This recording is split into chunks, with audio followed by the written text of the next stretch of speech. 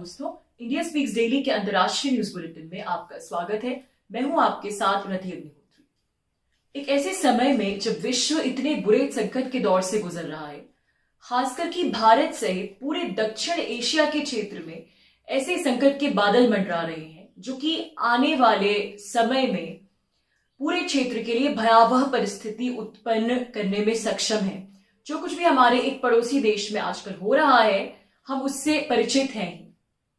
ऐसी स्थिति में भी देश का एक तबका ऐसा है जिसका पूरा ध्यान इसी बात पर केंद्रित है कि किस प्रकार हिंदुत्व के विरुद्ध वो अपनी घृणा, अपनी नफरत का प्रचार प्रसार करे।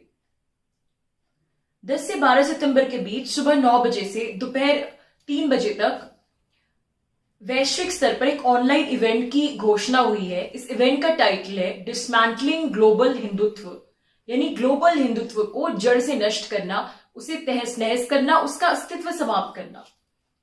और इस इवेंट का जो पोस्टर है उसमें उसकी जो इमेजरी है आप देख सकते हैं। मैं इसको थोड़ा डिस्क्राइब करने की कोशिश कर रही हूं यहाँ पे। उस पोस्टर में आरएसएस के करसेवक बने हैं, लाइन से इलस्ट्रेशंस बने हैं कि जो आरएसएस के वर्कर्स की तरह दिखते हैं, और भगवा रंग के वस्त्र उन्होंने धारण किए हुए हैं, और एक हथौड़ी नुमा वस्तु है उसको उल्टा करके दिखा रखा है, और आरएसएस के करसेवकों को वो वस्तु अपने अंदर भीतर उस वस्तु के बीच में, हथौड़ी के बीच में इस प्रकार से व्यक्ति को दबाया जा रहा है, यानी उसे क्लिप किया जा रहा है।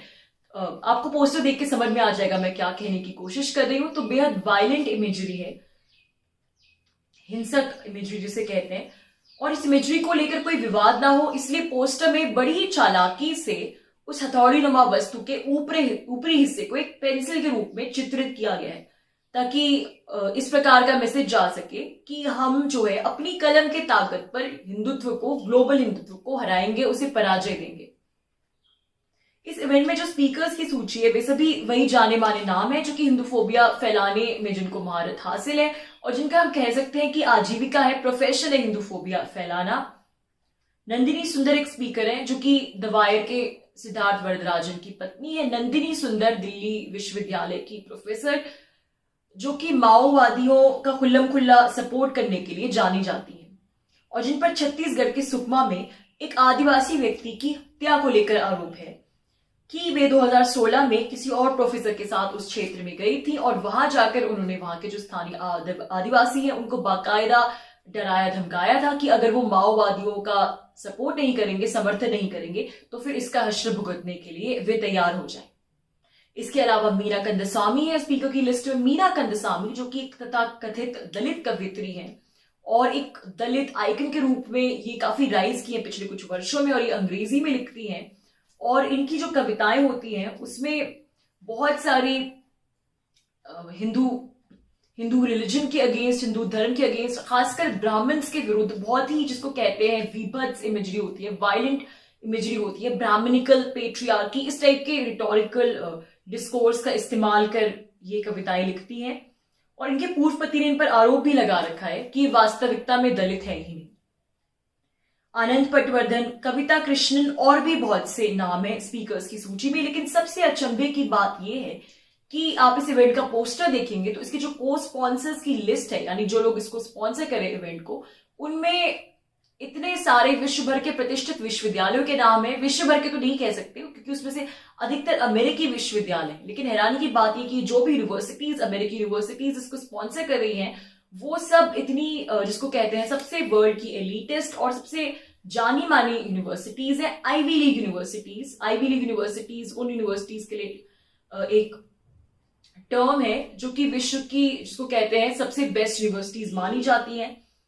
Chicago university, university of California Berkeley, Harvard, Princeton, इन सभी यूनिवर्सिटीज का नाम इस इवेंट की को स्पॉन्सर की लिस्ट में है।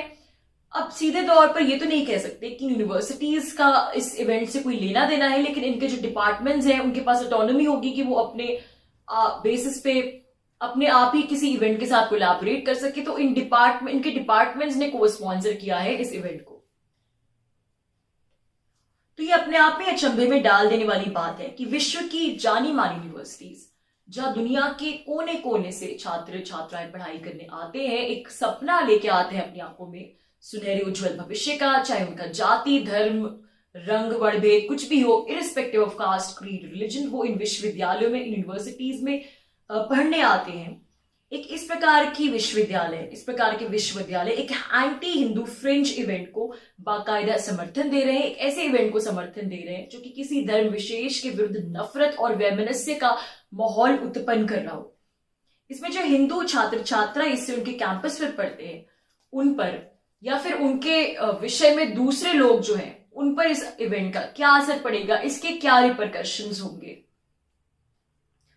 उन पे क्या मैसेज जाएगा, क्या इसे हिंदू फोबिया और हिंदुत्व की स्टीरियोटाइपिंग का परिणाम उन छात्र छात्राओं को नहीं भुगतना पड़ेगा। कल को अगर वो अपने कैंपसेस में तिलक लगाकर, टीका लगाकर घूमते हैं तो क्या दूसरे लोग उन्हें स्टीरियोटाइप नहीं करेंगे इस प्रकार के इवेंट की लाइट में?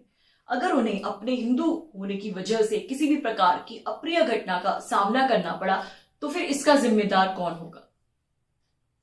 ये पोस्टर है और जो उसकी इमेजरी है उससे हिंदुत्व के बारे में जो मैसेज जाता है वो तो ये है कि हिंदुत्व से पूरी मानवता को खतरा है, पूरी मानवता का सबसे बड़ा शत्रु है हिंदुत्व, और ग्लोबल हिंदुत्व फ्रेज का इस्तेमाल किया गया है। अब ग्लोबल हिंदुत्व आखिर है क्या? हिंदू धर्म जो है, अगर हम इंटरनेट की बात माने तो पूरे विश्व में मात्र 10% लोग जो हैं वो हिंदू धर्म के अनुयायी हैं। यानी भारत देश में भले ही हिंदू बहुसंख्यक है, लेकिन विश्व के ज्यादातर अधिकतर देशों में हिंदू धर्म जो है, जो हिंदू धर्म के अनुयायी हैं वो अल्पसंख्यक है। ऐसे में हिंदुओं ने मिलकर ऐसा कौन सा ग्लोबल षड्यंत्र रच दिया कि उसे काउंटर करने के लिए इस प्रकार के इवेंट को करने की आवश्यकता पड़ गई? ये सवाल हम सभी के जहन में उठता है। जहां तक आरएसएस की बात है तो उसके विरुद्ध जो कुछ भी कहा जाता है उसको सपोर्ट करने के लिए आज तक कोई खास डेटा, कोई ठोस डेटा एविडेंस तो है नहीं, और होगा भी कैसे? ये सब बातें फैब्रिकेटेड है। हिंदुत्व शब्द का इस प्रकार से इस्तेमाल कर उसे डिसमेंटल करने की बात की गई है। अगर यही शब्द किसी दूसरे धर्म के संदर्भ में होता तो आप कल्पना भी नहीं कर सकते कि इस इवेंट का, इसको ऑर्गेनाइज कराने वाले लोगों का क्या हश्र होता। और सबसे बड़ी बात, ये कोई एकेडमिक डिबेट भी नहीं है। अगर ये एकेडमिक डिबेट भी होती है कि चलिए हिंदुत्व के बारे में बात हो रही है, कुछ लोग उसकी आलोचना भी कर रहे हैं, लेकिन कुछ ऐसे भी स्पीकर्स हैं जो कि दूसरा पक्ष सामने रख रहे हैं, जो कि हर सिक्के के हर पहलू पे डिस्कशन हो रहा है, उस पर विवेचना हो रही है, तब भी बात समझ में आती। या फिर कोई ऐसी केस स्टडीज में ली जाती, कोई ऐसी घटना पर बात की जाती ठोस तथ्यों के साथ, और उस घटना को लेकर भी आलोचना होती, तो भी बात समझ में आती। लेकिन डिसमेंटलिंग ग्लोबल हिंदुत्व, ये आखिर क्या है? ये तो एक फ्रिंज पॉलिटिकल इवेंट है जिसमें सारे स्पीकर्स को सिर्फ एक ही बात साबित करनी है, और उन्हें साबित क्या करना है? साबित ये करना है कि हिंदू धर्म जो है पूरी मानवता के लिए खतरा है, पूरे विश्व का शत्रु है हिंदुत्व, यानी प्रीमीडिएटेड कॉन्स्पिरेसी थ्योरी।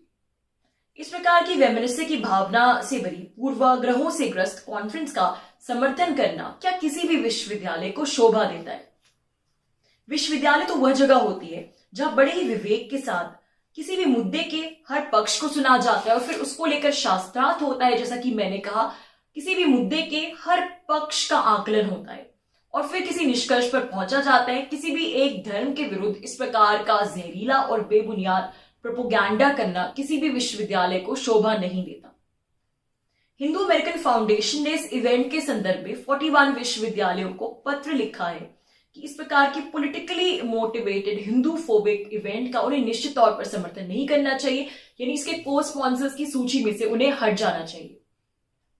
बल्कि इस फाउंडेशन ने इस मुद्दे को लेकर एक पूरी मुहिम छेड़ी। इन सभी यूनिवर्सिटीज के जो छात्र छात्राएं हैं, एल्यूमिनाई हैं और जो अमेरिकी नागरिक हैं, उनसे अनुरोध करते हैं, उनमें इस बात की चेतना फैलाते हुए कि वो अपनी तरफ से पत्र भेजकर इन विश्वविद्यालयों पर अलग प्रकार से दबाव डालें कि इस प्रकार के इवेंट से अपना नाम हटा लें। एक ऐसे समय में जब विश्व किसी और ही मुद्दे को लेकर एक भयावह स्थिति से गुजर रहा है, तो कहीं ना कहीं ये भी लगता है कि स्यूडो कॉन्फ्रेंस उस मुद्दे से ध्यान भटकाने का एक डेस्परेट अटेम्प्ट है। कहने के लिए और भी बहुत कुछ है, लेकिन आज के लिए बस इतना ही। इस हिंदूफोबिक इवेंट पर इसके विरुद्ध एक पूरी सीरीज मैं करूंगी और इस कॉन्फ्रेंस का जो एजेंडा है अगले एपिसोड में हम उस पर बातचीत करेंगे। लेकिन आज के लिए बस इतना ही। तो दोस्तों, आपसे फिर मुलाकात होगी बहुत जल्दी। तब तक के लिए अनुमति दीजिए। नमस्कार।